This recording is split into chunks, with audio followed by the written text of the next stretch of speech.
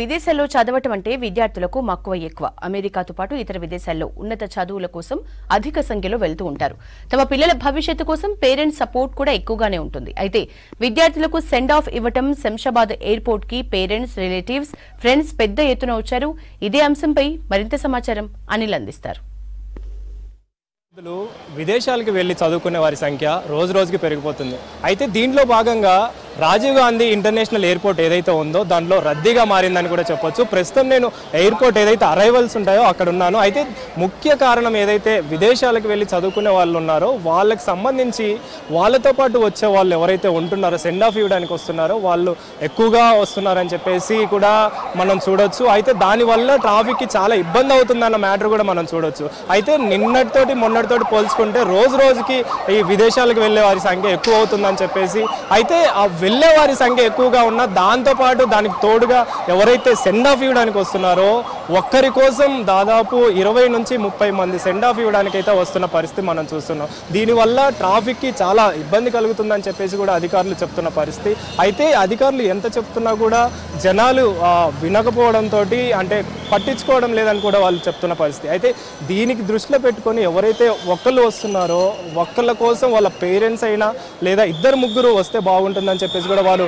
సూచిస్తున్నారు. అయితే దీనిలో భాగంగా ఎవరైతే ఒక్కరి కోసం సెండ్ ఆఫ్ ఇవ్వడం కోసం వస్తున్న 20 మంది కావచ్చు, 30 మంది కావచ్చు, వీళ్ళు ఎవరైతే వస్తున్నారో వీరు ఈ ట్రాఫిక్ ఇబ్బంది కలగడానికి కూడా రీజన్ ఏంటి అని అంటే ఈ 30 మంది దాదాపు 4-5 కార్లలో రావాల్సి ఉంటుంది. అయితే ఈ 4-5 కార్లు పార్క్ చేయడం కావచ్చు, ఆ పార్క్ చేసే ప్లేస్ కావచ్చు, దాదాపు ఇక్కడ ప్లేస్ ఎక్కడైతే పార్కింగ్ ప్లేస్ ఉంటుందో దాదాపు ఫుల్ అయి ఉంటుంది. ఎందుకంటే ఇంతమంది పార్క్ చేస్తే పార్క్ చేయడానికి కూడా ఇబ్బంది ఉంటుందని చెప్పేసి కూడా ఇక్కడ సిబ్బంది చెప్తున్న పరిస్థితి. అయితే మనతో పాటు కొంతమంది ఇక్కడ ఏదైతే సెండ్ ఆఫ్ ఇవ్వడానికి వచ్చారో వాళ్ళతో మాట్లాడే ప్రయత్నం చేద్దాం.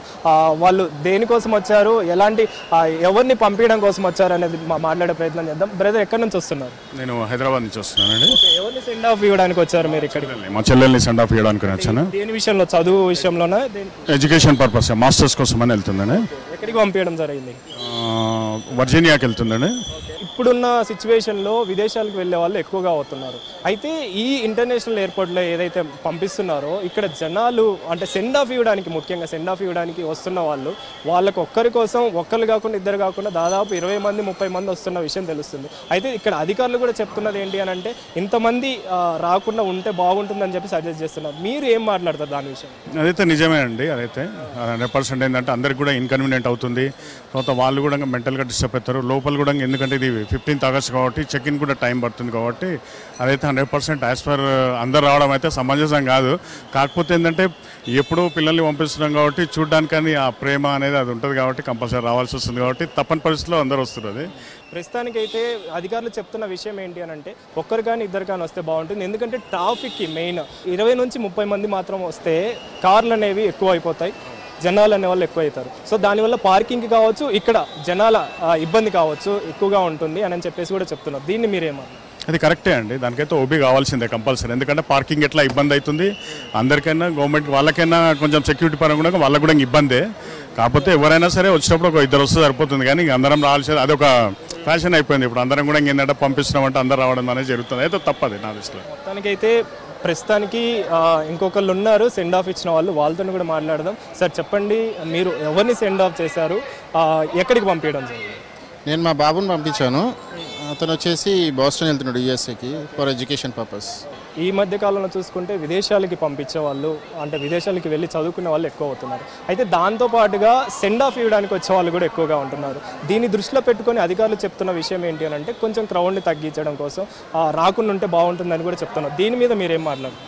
రావాలని ఇక క్లోజ్ ఫ్యామిలీ అయితే ఇక రావాల్సింది తప్పదు. వాళ్ళకు ఇక వచ్చి ఇక వాళ్ళకు సహకరించుకుంటే మనం మూవ్ ఆన్ అవుతూ ఉండాలి. మరి ఇక మనం ఇక్కడే స్టాగ్ అయ్యేసి ఉంటే వేరే వాళ్ళకు కూడా ఇబ్బంది కాకుండా, ప్లస్ ఈవెన్ సెక్యూరిటీ కూడా వాళ్ళ డ్యూటీ వాళ్ళు బాగానే చేస్తున్నారు కాబట్టి మనం తొందరగా మూవ్ ఆన్ చేసి వెళ్ళిపోవాలన్నట్టు, ఎక్కువ స్టాగ్ అవుట్ కావద్దు.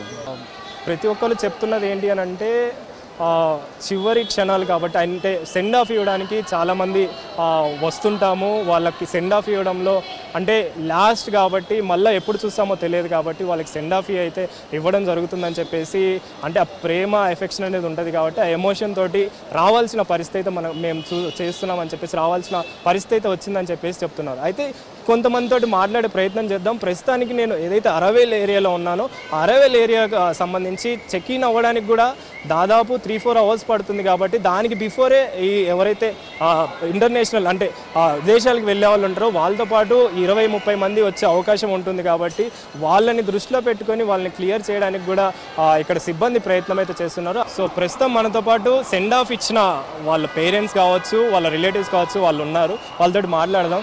మేడం చెప్పండి, ఎవరిని సెండ్ ఆఫ్ చేయడానికి వచ్చారు?